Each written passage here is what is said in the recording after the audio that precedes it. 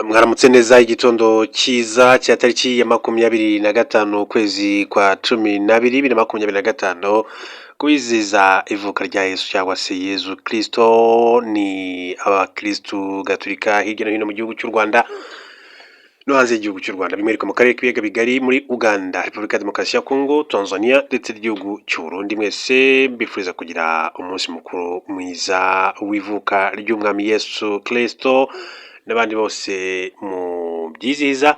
Reka mbabwire ngo Noheli nziza.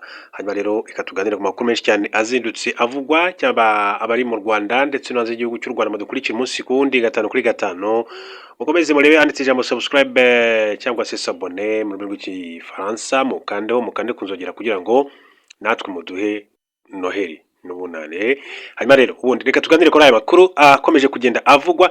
Ni nkuru nziza cyane kuri Colonel Tom Byabagamba, yabagiye mu gisirikare cy'u Rwanda igihe kitari gito, yabagiye mu basirikare barinda mukuru w'igihugu cy'u Rwanda imyaka bivugwa ko isaga 20.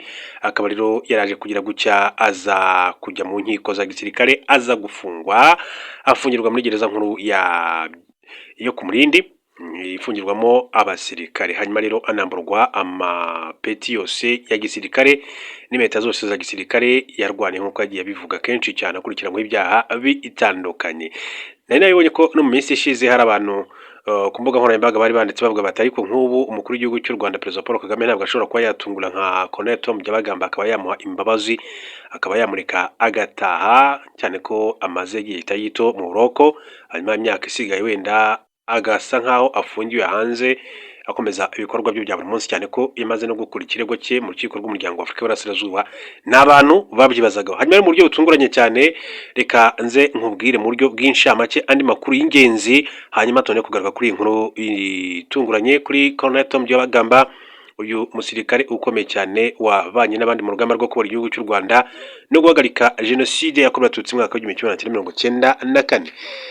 Reka manze ngwe inshamake rero y'amakuru y'ingenzi ariko mu buryo bwihuse cyane kugira ngo tugaruke ku nkuru yacu yihutirwa. Mbabwire ko mu gihugu cy'u Burundi basa nkaho bari mu cyunamo. Amakuru aravuga yuko Uburundi bwapfushije undi musirikare mukuru cyane warashwe na 23, umusirikare w'umurundi Lieutenant Colonel Patrice Manirakiza wamaze hafi ibyumweru bigera kuri 3 avurwa ibikomere yakuye mu gitero yagabweho na drone y'intambara y'ihoro rya AFC-23 ribwanya ubutegetsi bwa Repubulika ya Demokarasi ya Kongo. Yapfuye mu gitondo cyo kuri 24 ukuboza 25. Lieutenant Colonel Manirakiza rero yarasiwe muri centre ya Ruvungi mu ntara ya Kivu y'Amajyepfo mu gitondo cya tariki ya 6 ukuboza, akomereka bikabije. Icyo gihe yari ku cyicaro cya bato ya 18 y'ingabo z'u Burundi zoherejwe muri RDC.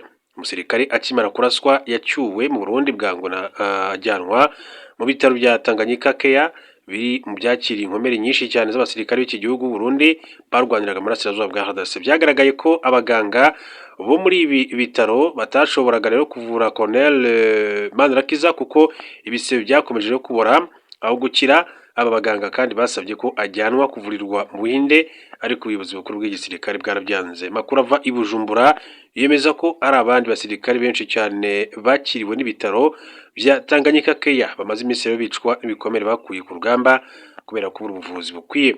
Uru rugamba rwabereye mu bice byo mu kibaya cya Ruzizi mu ntangiriro z'uku kwezi, rwapfiriyemo abasirikare benshi cyane mu Burundi, abandi benshi bafatwa mpiri, abarokotse basubira mu gihugu cyabo cy'u Burundi. Lieutenant Colonel Atanaze Minane yapfuye tariki ya 4 ukuboza, nawe yarashwe na drone ya AFC-23 ubwo yamusangaga mu gace ka Rubarika. Abasirikare bagera kuri 3 kandi bamurindaga nabo baje gupfana nawe, uko amakuru akomeza kugenda abishimangira.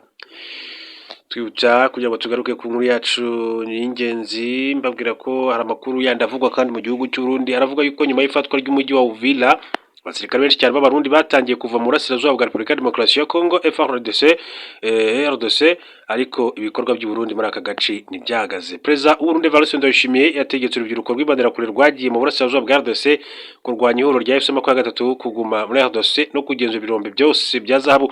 Kugeza ubu imbonerakure ziri mu duce turi hafi ya teritwari ya Uvira muri teritwari ya Fizi zicunga ibirombe by'aya mabuye y'agaciro. Nyuma y'uko ingabo z'u Burundi kandi zivuye mu bice bitandukanye muri RDC harimo Bijombo, Bibogobogo, Rugezi, Point Zero, Minembwe, Bijabo zigasubira muri Burundi, tariki ya 14 na 17 Ukuboza 2025. Ifatwa ry'umujyi wa Uvira niryo ryabaye imbarutso yo gutaha kw'izi ngabo kuko Uburundi bwari bufite ingabo zirenga ibihumbi 20 muri Kivu y'Amajyepfo. Gusa intambara yo gufata Uvira yasize benshi cyane basize ubuzima, abandi bahungira iwabo no mu misozi ikikije Uvira. Imbonerakure kandi n'ingabo z'u Burundi zatangiye koherezwa muri RDC muri na 18 zigiye mu cyiswe ihuriro ry'ingabo z'Abarundi za RDC TAFOC, Burundi Congolese Joint Task Force, zoherejwe muri iki gihugu binyuze mu masezerano y'ibihugu byombi byagiranye yo kurwanya imitwe y'Abarundi yakoreraga muri RDC. Ariko izi ngabo zimaze kugera muri iki gihugu zatangiye kandi gukorana n'imitwe y'Abanyekongo ziteza umutekano muke, zigamije kandi kwishakira amabuye y'agaciro. Gusa ubu imbonerakure zikorana bya hafi n'abarwanyi ba Maimai mu gucunga bimwe mu birombe bikomeye cyane birimo icya Mukela, Itota na Kanande byo muri Fizi, icya Kageregere, Gasozo, Mangwa ndetse na Masango byo muri Uvira na Kamituga, Nyabimbungu ndetse na Kitutu muri Teritwari ya Mwenga. Ubwo Ndayishimiye kandi igaragaza nk'uharanira amahoro muri Repubulika ya Demokarasi ya Kongo ndetse no mu karere, ibikorwa byo bigaragaza ko ashyira imbere inyungu ze bwite kurenza amahoro, avuga ko yifuriza RDC. Ndayishimiye avuga ko yohereje ibihumbi by'abasirikare b'Abarundi hamwe n'imbonerakure mu burasirazuba bwa RDC agamije kugarura amahoro mu karere, ariko ingabo ze ntizigeze kandi zirinda abaturage cyangwa se ngo ziharanire amahoro, ahubwo uzashyigikiye ingengabitekerezo yo kumaraho Abanyekongo b'Abatutsi benyuze mu kubica ndetse no kubamenesha, ndetse zirengera kandi inyungu zazo zo gucunga no gufata birombe. Icyakora zimwe mu mbonerakure zigaragaza ko zahungabanyijwe n'ibyabaye kuri bagenzi babo ubwo Uvira yafatwaga, birimo kubona inshuti zigwa ku rugamba, izindi zikahakomerekera bikomeye, ndetse ko aho gusubira muri Repubulika ya Demokarasi ya Kongo zahunga igihugu. Ni mu gihe izindi zigaragaza ko kugeza ubu zitarumva impamvu ziri mu mirwano muri RDC n'icyo zirwanira muri iki gihugu. Icyemezo cya Perezida Evariste Ndayishimiye cyo kohereza ingabo muri RDC cyashyize mu kaga ibihumbi by'ingabo byoherejwe muri RDC kuko abenshi bashize ubuzima, izindi zirakomereka ndetse izindi zibiviramo ubumuga bwa burundu. Ku rundi ruhande, ibikorwa bigamije kwigwizaho umutungo n'inyungu bwite bifite aho bihuriye n'izi ngabo byo bikomeje kwiyongera muri Repubulika ya Demokarasi ya Kongo, bigaragaza ko umutekano muri iki gihugu rero atari byo bishyizwe imbere na Perezida Evariste Ndayishimiye cyangwa se Perezida Neva. Mbere ko tujya rero kuri ya nkuru, reka mbanze mu buryo bw'inshamake nsoreze kuri inkuru, reka mbabwire ko muri Zambia umuryango wa Edgar Lungu wemerewe kandi kujurira icyemezo cyo gushyingurwa kwe. Umuryango wahoze ari perezida wa Zambia Edgar Lungu Chagwa wemerewe n'urukiko rukuru rw'ubujurire kujurira umwanzuro w'urukiko wategetse ko umurambo w'uyu mugabo ujyanwa muri Zambia ukaba ariho ugomba gushyingurwa. N'umwanzuro wafashwe kwa 23 Ukuboza 2025 nyuma y'igihe uyu muryango usaba ko Edgar Lungu ashyingurwa muri Afurika y'Epfo, cyane ko ari naho yapfiriye. Tariki ya 8 Kanama 2025, nyuma y'amezi abiri Dr Lungu apfiriye mu bitaro byo muri Afurika y'Epfo aho yari amaze iminsi ari kuvurirwa, nibwo urukiko rukuru rwa Pretoria muri Afurika y'Epfo rwategetse ko umurambo wa Dr Edgar Lungu Chagwa wayoboye Zambia kuva muri 2015 kugeza 2021 woherezwa mu gihugu cye kugira ngo ushyingurweyo. Tariki ya 15 Kamena, umuryango wa Dr Lungu wari wumvikanye na leta ya Zambia ko azashyingurwa mu mujyi wa Lusaka kandi ko leta ariyo izayobora ibikorwa byose kuko Edgar Lungu yabaye umukuru w'igihugu. Umuryango wa Dr Lungu wisubiyeho ufata icyemezo cyo kutohereza umurambo muri Zambia kuko utari wizeye ko leta izubahiriza ibyo yemeye. Byahishuwe ko Lungu yasize asabye ko Perezida Hakainde Hichilema atazitabira ikiriyo cye. Mu gihe imyiteguro yo gushyingura Dr Lungu yari igeze kure, urukiko rukuru rwa Pretoria rwahagaritse uwo muhango wagombaga rero kubera mu mujyi wa Johannesburg mu gihe hari hategerejwe urubanza nyirizina.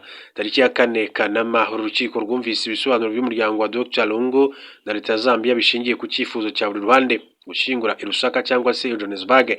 Mucamanza yasobanuye ko gahunda yo gushyingura uwabaye perezida iteganywa n'amategeko ya Zambia, bityo ko icyifuzo cy'umuryango kitagomba kurusha uburemere y'icya leta cyo kumushyingura mu irimbi ryagenewe ababaye abakuru b'ibihugu muri iki gihugu cya Zambia. Kaze rero kuri ya nkuru yacu kuri Colonel Tom Byabagamba, umusirikare mukuru mu ngabo z'igihugu cy'u Rwanda, yabaye ndetse no kuri itsinda ry'abasirikare barinda umukuru w'igihugu imyaka myinshi isaga 20, afatanya n'abandi kubora igihugu cy'u Rwanda ndetse no guhagarika jenoside yakorewe abatutsi mu mwaka wa 1994. Mbere yuko rero aza gutabwa muri yombi, akaba rero yari Colonel Tom Byabagamba.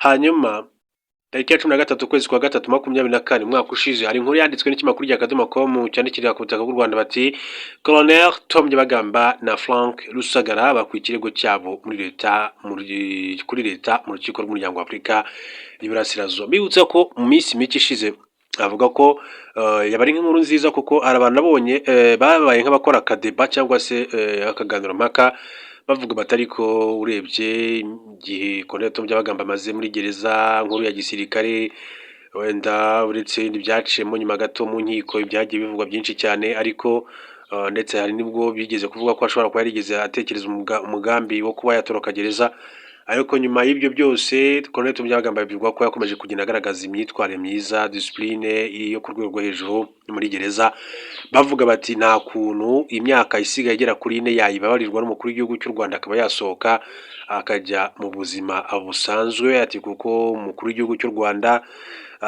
ati ni umuntu wagiye agaragaza ko agira impuhwe agira imbabazi bitewe n'abandi benshi bagiye bafungwa batanga ingero kuri Bamporiki Edouard aje bundi yahoze anabishima mu nteko y'umuryango wa FPR Inkotanyi bareba ba CJ Emmanuel Gasana bose barakatiwe ariko baza guhabwa imbabazi mukuru w'igihugu cy'u Rwanda batiza imbabazi byaba byiza zinageze no kuri Colonel Tom Byabagamba byaba byiza zigeze kuri Colonel Tom Byabagamba bitewe nuko nawe n'umugabo wakoreye igihugu nubwo rwose yaje kugira gucya akagoma makosa akomeye cyane. Hanyuma rero Colonel Tom Byabagamba uyu wahoze ari Colonel mu ngabo z'u Rwanda aho yarakuriye umutwe w'ingabo zirinda mukuru w'igihugu imyaka isaga 20 na Colonel Frank Rusagara bakuye ikirego cya mu rukiko rw'umuryango wa Afurika y'Iburasirazuba muri 2016 urukiko rukuru rwa gisirikare rwakatiye Colonel Tom Byabagamba igifungo cy'imyaka 21 ashinjwa ibyaha birimo kwangisha abaturage ubutegetsi buriho gushaka kugira nabi mukuru w'igihugu no gusuzugura bendera ry'igihugu ubwo yari mu butumwa bw'akazi muri Sudani y'Epfo.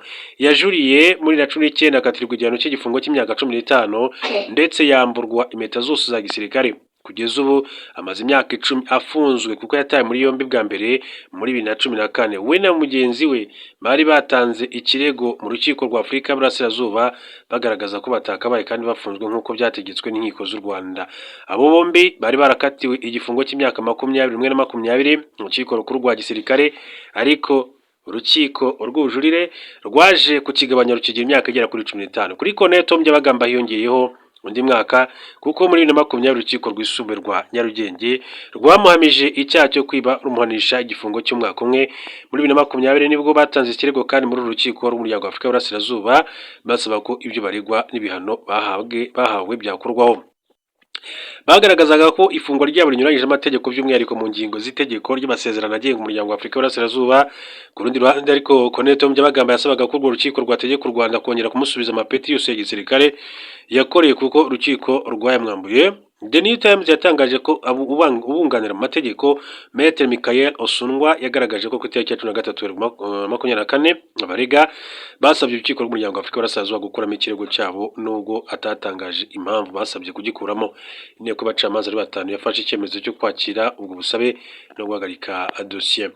Abantu benshi cyane rero kuva icyo gihe bahise batekereza ko hari imirije amatora imbere y'umukuru w'igihugu cy'u Rwanda batekereza ko ashobora kuba yaba ari nk'ubusabe bahawe ko bagomba kuvana icyo kirego muri urwo rukiko kugira ngo wenda bazabashe guhabwa imbabazi z'umukuru w'igihugu cy'u Rwanda. Hanyuma dukomeje tureba n'andi makuru mbabwira ko tariki ya 24 ukwezi kwa 8 na 2014 nibwo hamenyekanye inkuru itabwa muri yombi rya Colonel Tom Byabagamba. Iki kinyamakuru cyagize kiti Colonel Tom Byabagamba umusirikare wo mu ngabo z'u Rwanda yataye muri makurikiranwa y'ibyaha birimo gukekwaho kugira uruhare mu bikorwa bigamije guhunganya umutekano w'igihugu. Umuvugizi w'igisirikare cy'u Rwanda Brigadier General Joseph Nzabamwita yatangaje ko Colonel Byabagamba yataye muri yombi ku munsi wo kwa gatandatu agikuru bakaba ari guhatwa ibibazo bifitanye isano n'iperereza riri gukorwa ku byaha akekwaho. Ati mu cyumweru dusoje Brigadier General Frank Rusagara wavuye ku rugerero na Captain David Kabuyi bataye muri yombi umwe kuwa mbere undi kuwa gatatu bityo Colonel Tom Byabagamba akaba abaye umusirikare wa gatatu atawe muri yombi mu gihe cy'icyumweru kimwe. Icyo gihe niko bakomezaga kugenda babivuga muri rusange. Hanyuma mu yari makuru reka mabwire ko ati umunsi nzava ndi ku rugamba nta muntu uzemererwa guhunga. General Kapendi umuyobozi w'akarere ka 22 ka gisirikare k'ingabo za Repubulika ya Demokarasi ya Kongo FARDC General Edi Kapendi yatangaje ko yazamuye urwego rwo kuba amaso ku mitwe ye yose yo mu ntara za Haut-Katanga, Lualaba, Tanganyika naho Lomami mu rwego rwo guhangana n'ibitero bishobora kandi by'inyeshyamba za FC23 ashimangira ko igihe azaba ari ku rugamba nta musirikare uzemererwa guhunga. Ni nyuma y'uko inyeshyamba za FC23 ziherutse kandi kugaragara muri Uvira muri Kivu y'Amajyepfo, umujyi uhana imbibi na Karemi mu ntara ya Tanganyika. Muri Mukarasisi gahuriho na FARDC n'abapolisi kabaye mu kwa mbere tariki 22 Ukuboza 2025, General Edi Kapende akaba yarerekanye bwa mbere ishusho ihumuriza y'umutekano wa 25 mu karere ka 22 ka gisirikare ayobora, yavuze ko ituze ryagaragaye atari impanuka ahubwo ko ari ingaruka z'ubwitange bwa buri munsi bw'abagabo n'abagore bambaye impuzankano imwe. Yatangarije 7sur7.cd ati niba aho dushinzwe hose hatuje mu 25 bivuze ko hari abagabo n'abagore mu gipolisi n'igisirikare bakoze ibishoboka byose kugira ngo barinde abaturage n'imbibi zabo. Ati umuyobozi w'aka karere ka 22 ka gisirikare kandi yongeye kwibutsa inshingano z'ibanze za FARDC na polisi y'igihugu ya Congo kandi akangurira imitwe yose kuba maso. General Edi Kapende yabishimangiye agira ati aya yari amahirwe kuri nje ati yo kwibutsa inshingano zacu ndetse no gukangurira imitwe yose abasirikare n'abapolisi kuba maso kugira ngo bitegure guhangana n'ubushotoranyi ubwo ari bwo bwose aho bwaturuka hose. Ijambo rye yakomeje kandi ku gitekerezo cyo kwitanga byimazeyo mu gukorera igihugu kandi aburira abashobora kandi kugerageza guhunga. Yashimangiye ko intego y'ingabo ari ukurinda igihugu ari cyo nyina ndetse na se ariwe umukuru w'igihugu Felix Tshisekedi Tshilombo, umugaba w'ikirenga wa FARDC. Yagize ati twese twiyemeje gutanga ubuzima bwacu kugira ngo igihugu kibeho. Umunsi nzaba ndi ku rugamba nta muntu uzagira uburenganzira bwo guhunga. Umuntu wese uhunga ntabwo ari uwa Repubulika, ntabwo ari uw'ibendera, si uw'amahoro cyangwa se si uw'umutekano, ni umugambanyi kandi igihugu ntikihanganira cyangwa se ngo kibabarire ubugambanyi. Iyi nkuru ibutsa ko General Edi Kapende wafunzwe igihe kirekire ashinjwa kugira uruhare mu yicwa rya Laurent Kabila yanagejeje ubutumwa ku baturage ba Congo abasaba guha agaciro ubuzima ndetse no gufatanya n'ingabo mbere yo kubifuriza Noheli nziza n'umwaka mushya muhire, agaragaza ko yizeye ejo hazaza. Undi General Edi Kapende. Hanyuma mu yandi makuru akomeza kugenda avugwa, Ukraine yigambye ko imaze kwica abasirikare b'Uburusiya 1,200,000 n'abandi bagera kuri 370 kuva intambara ihanganishije ibihugu byombi yatangira kwa 24 Gashyantare 2022. Iyo mibare ikubiyemo abo Ukraine ivuga ko yishe mu masaha 28 ashize kuko ngo bari 1090. Ukraine yavugaga ko imaze gushwanyaguza kandi bifaru 11,449 by'Uburusiya, imodoka z'intambara zitamenwa n'amasasu 23,793, imodoka n'amakamyo atwara lisansi mu 71,125, intwaro 35,376 zirasa ibisasu biremereye, imbunda 1,579 zirasa za rocket, intwaro 1,163 zikoreshwa mu guhanura ibisasu mu kirere ndetse na 434 kajugujugu ndetse na ndege 434 kajugujugu 347, drone 94 n'ijana misile zihuta 4,107, ubwato 28 ndetse n'ubwato bw'intambara bushobora kandi kugendera munsi y'amazi bubiri. Silvansk yafashwe n'Urusiya. Ingabo za Ukraine zavuye mu mujyi wa Silvansk uherereye mu burasirazuba bw'igihugu wari umaze igihe urimo imirwano ikaze, mu gihe ingabo z'Urusiya zikomeje kandi ibitero bigamije gufata indi mijyi y'ingenzi mu gice cy'uburasirazuba bwa Ukraine. Ifatwa rya Silvansk ribaye mu gihe kandi Ukraine iri gushyirwaho igitutu na Leta Zunze Ubumwe za Amerika kugira ngo yemere ibiganiro by'amahoro bigamije gushyira iherezo kuri intambara imaze hafi imyaka 4. Silvansk ni umwe mu mijyi kandi y'ingenzi iri mu ntara ya Donbass izwi cyane ku kugira inganda. Uburusiya kandi buvuga ko iyi ntara igomba kujya mu maboko yago. Aka gace kafashwe gatuwe n'abaturage barenga 10,000. Perezida w'Uburusiya Vladimir Putin yamenyeshejwe ibyaganiriweho hagati y'intumwa ze ndetse bahagarariye Perezida wa Leta Zunze Ubumwe za Amerika Donald Trump ku byifuzo bya Leta Zunze Ubumwe za Amerika bigamije kugera ku masezerano y'amahoro ashobora guhagarika intambara muri Ukraine. Bivuga ko nyuma y'ibyo biganiro Moscow igiye gutegura ndetse no gushyira ahagaragara uruhande rwayo Ukraine n'abafatanyabikorwa bayo ubo mu Burayi bafite impungenge ko Bwana Trump ashobora kugurana inyungu za Ukraine agasiga ibihugu by'i Burayi aribyo rero byonyine bizikorera umutwaro wo gufasha Ukraine yangijwe bikomeye cyane intambara kuva uyu mwaka watangira. Bibarwa ko buri munsi Uburusiya bufata hagati ya kilometero kare 12 ndetse na 17 ku munsi z'ubutaka bwa Ukraine. Umuvugizi w'ibiro bya Putin witwa Dmitry Peskov yavuze ko Kirill Dmitriev yamenyesheje Perezida Putin iby'urugendo yagiriye i Miami aho yagiranye ibiganiro n'intumwa za Trump. Gusa Peskov yanze kugira icyo atangaza ku myitwarire y'Uburusiya ku byifuzo byatanzwe cyangwa se ku miterere nyirizina y'inyandiko zaganiriweho. Avuga ko Kremlin itazajya ivugira mu itangazamakuru. Ati iby'ingenzi bigize icyerekezo cy'Uburusiya byose bizwi neza na bagenzi bacu bo muri Leta Zunze Ubumwe za Amerika. Mu byumweru bishize Bwana Putin yavuze ko Ukraine igomba kwemera guhara Donbass n'utundi duce twafashwe muri intambara kandi ikemera ko itazigera ijya muri NATO. Ingingo Volodymyr Zelensky atuva mu byifuzo bya Amerika byo guhosha intambara. Perezida Volodymyr Zelensky yatanze ibisobanuro kuri gahunda y'amahoro yateguwe na Leta Zunze Ubumwe za Amerika na Ukraine igamije guhagarika intambara igihugu cye gihanganyemo n'Uburusiya. Mu ngingo 22 ziracyateje impaka. Muri izo ngingo iya 12 ya 14 nizo Ukraine itumvikanaho na Amerika, zombi zirebana n'ibibazo Ukraine ifata nk'iby'ingenzi ku mubano kubaho kwayo, ubutaka n'ahazaza ibikorwa remezo by'ingenzi.